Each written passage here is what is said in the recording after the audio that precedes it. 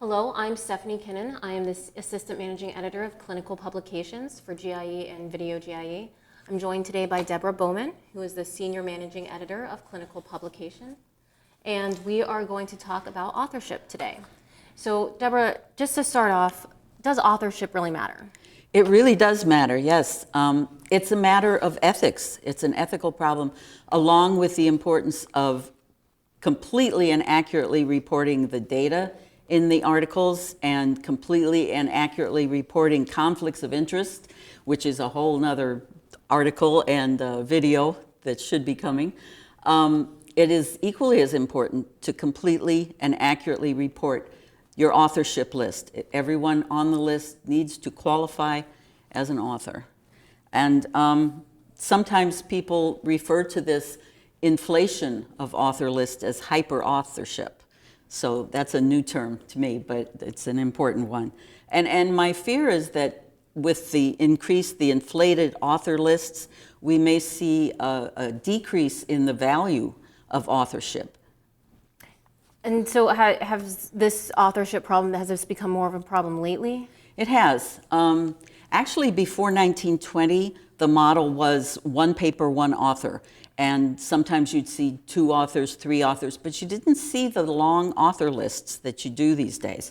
In 2015, in a physics journal, there was an article about measuring the mass of the Higgs boson. And this article had 5,154 authors. Wow. So it's quite a difference from the 1920s model to now. So it has become quite a problem. One thing that does inflate the author list sometimes is called guest authorship or gift authorship. And it's when someone is placed on the list who really has no business being there, had no part in the writing of the article. Sometimes it's the head of the department that people just put them in the author list, but they really didn't have any part in the article. So that's not right. And on the other side of it is ghost authorship, where someone is left out of the authors list because they perhaps this happens sometimes when an article is about a particular device made by a particular company, and one of the authors, one of the people who really was involved in it, becomes the other authors are concerned that if they put that person in the list because they are an employee of that company, they're afraid that it's going to cast aspersions on their data, so they'll leave them out. But that isn't right either. The readers deserve to know who the authors are. Complete transparency should be the word of the day. So yeah, it's important that that person then totally disclose in their conflicts of interest that they are an employee of the company. So COIs become really important. Right, yeah. So why do you think hyper-authorship has become more of a problem recently? Yeah, there are several reasons, and one is just a misunderstanding that it is an ethical issue. There's a kind of across the board a misunderstanding of ethical issues in publishing that I'd like to see cleared up. So that's one reason. Another is there's an increase in multi-center studies these days, so it's a natural increase in the author list. I mean, they're going to raise because there are more people who qualify as authors.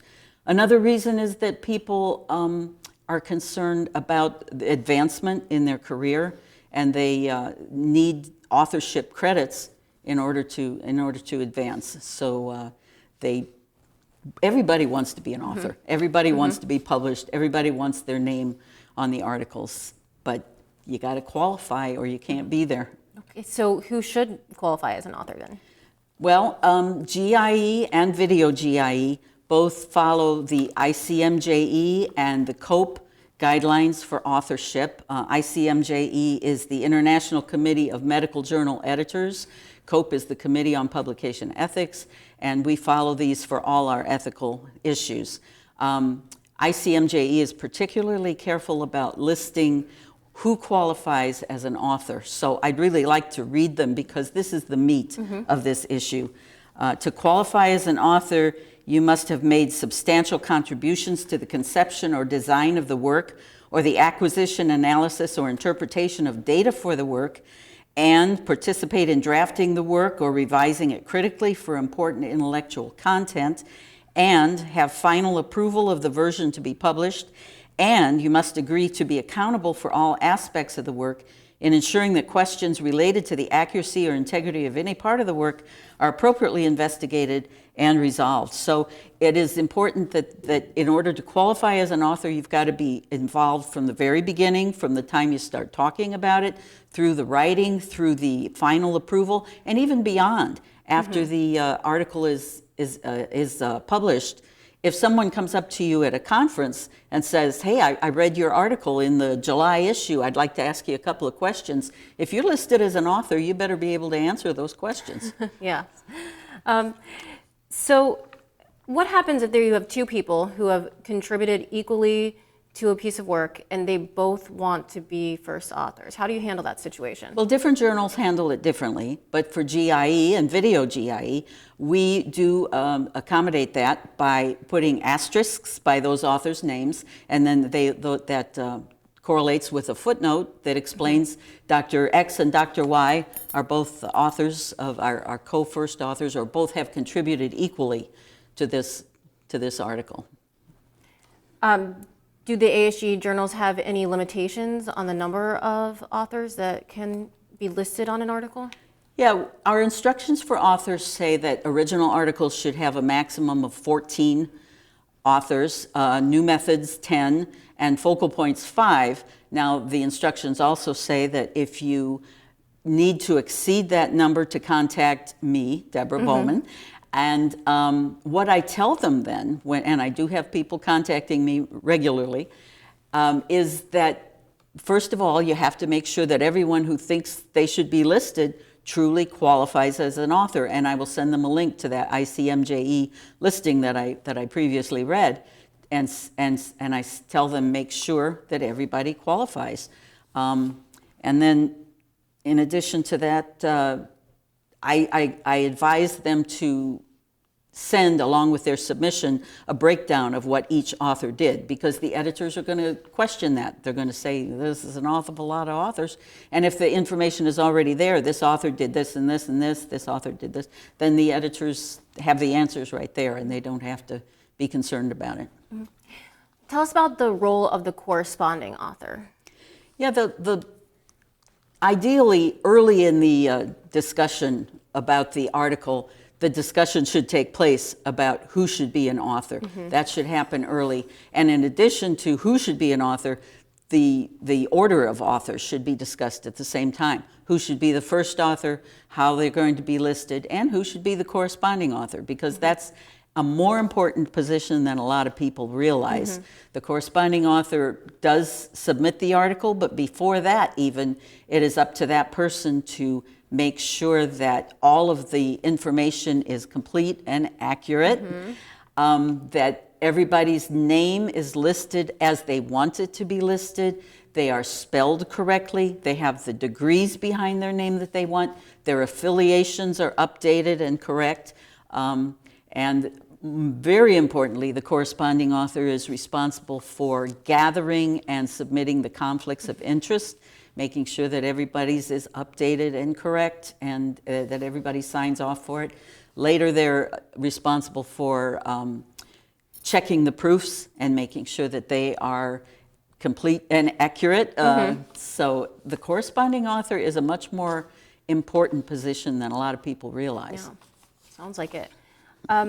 So what do you do if you have a situation which an author believes they deserve to be listed on the author list, but they do not qualify according to this guidelines that you just listed for us? Okay.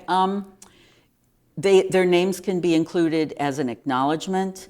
Some journals have what they call contributorship, so those names could be listed there. There was actually an article in 1993 in the New England Journal of Medicine. It was a clinical trial that involved 41,000 patients, and it had an author list of 972 authors. So what they did, and these were real authors, they really qualified, Yeah. but you can't, you can't list it. So what they did was list where they normally list the authors, they listed the name of the study, and then they made an appendix where they listed all of the authors. So they were all listed, and they were all considered authors and acknowledged as authors. But your question is if they don't qualify, Right. but they think they should be included. I mean, you just have to explain to them, look, show them the list. You didn't qualify, but you can possibly placate them by listing them in an acknowledgement or a contributorship, and acknowledge that they did contribute to the article, perhaps as a reviewer before the article was submitted, or however they contributed but did not completely qualify as an author. Great advice. Well, I'd like to thank you for participating in this interview. I think that the viewers learned a lot of great information on best practices for authorship, so thank you. Thank you, Stephanie. I appreciate it.